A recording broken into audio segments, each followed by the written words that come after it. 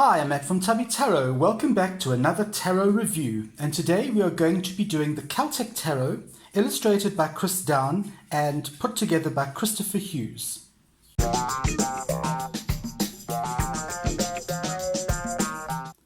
Hi and welcome back. Okay, today we're going to be looking at the Celtic Tarot.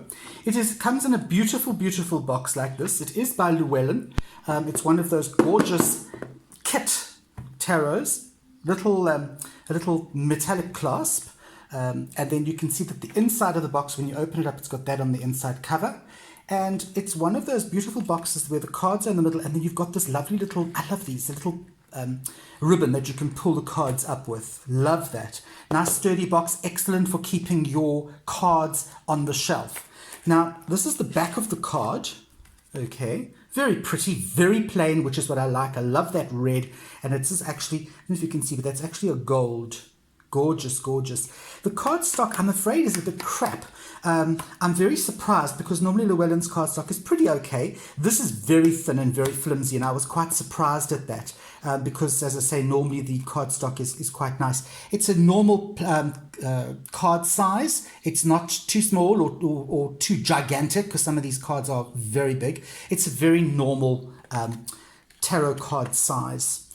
Okay, it does come with a very nice thick book. All right, it's a lovely thick book, and the book is gorgeous. It's full color, glossy pages, really, really exquisite. It's an exquisite book. There are one or two little penises and boobies in this, but you know what? Bear with me. We are going to go through the major arcana. If you are afraid of penises and breasts, please switch off now. Okay, here we go. Let's have a look at the major arcana of this absolutely amazing deck. So we're going to start off with the Fool, of course. I love the Fool. I love the Fool's little dog. It's kind of like a raring to go. This dog is kind of a beast. It's raring to go. And I like that the Fool is actually stepping off the cliff. Okay, here we have the Magician. All right. He's got all the paraphernalia, as above, so below. He's got the wand, he's got the chalice, he's got the knife, the sword, and he's got the pentacle. Very pretty. There's the roses. Everything is in here. It's very Rider-Waite-Smith, but just kind of rearranged. Here we have the High Priestess. Love that. She's kind of a witch. Love it. Doing her thing. Here we have the Empress. I like the fact that the Empress in this deck is not all surrounded by flowers and all kinds of things. She's very simply represented. She has a scythe and she has the maternity figure there. Okay, the father figure or the emperor, lovely, that whole Cernunnos look. He is obviously associated in this deck with fire, and normally he would be associated as the green man. So here we have him with fire, beautiful antlers, gorgeous artwork in this, really, really nice artwork. Here we have the Druid, and the Druid is obviously the Hierophant. Fantastic. You have these great big streams of light. You have the snake. It's all very, very Celtic, obviously, but at the same time, it's still very Rider-Waite-Smith. Here we have the Lovers, and this card, it bugs me because to my mind, those are two men. There's no mistaking the fact that those are two male figures.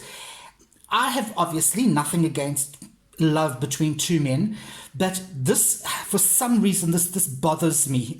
I can't tell you. It's a beautiful card. You can see the tree's got the little face, blah, blah, blah.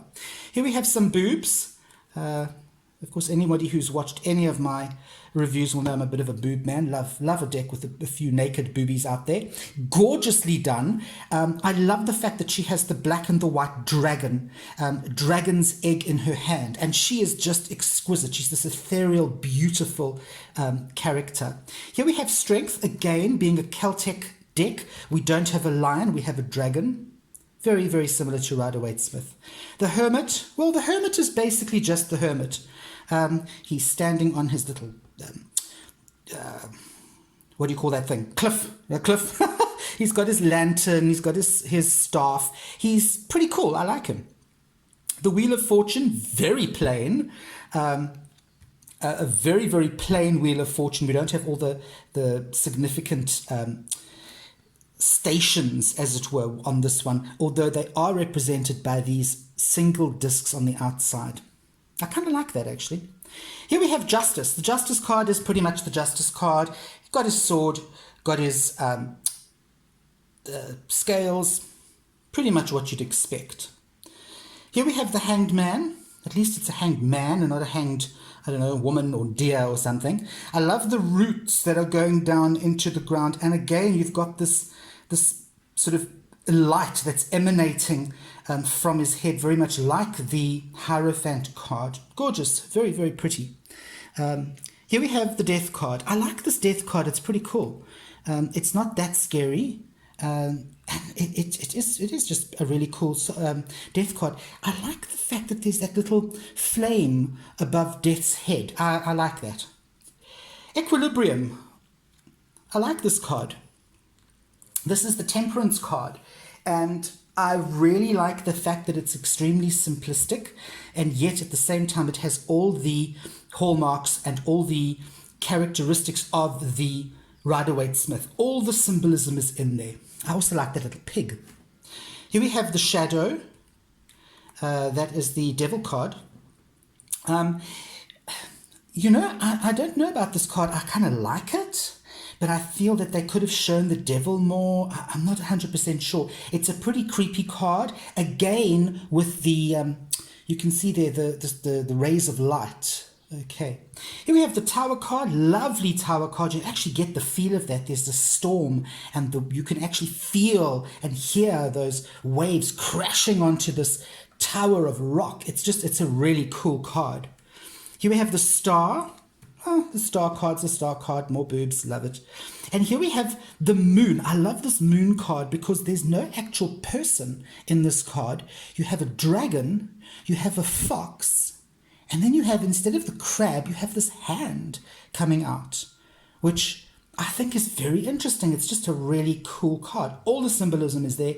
Instead of the towers you've got, or the mountains, you've got the towers, you've got these trees, and then you've got the pathway. So it's all there. It's really cool.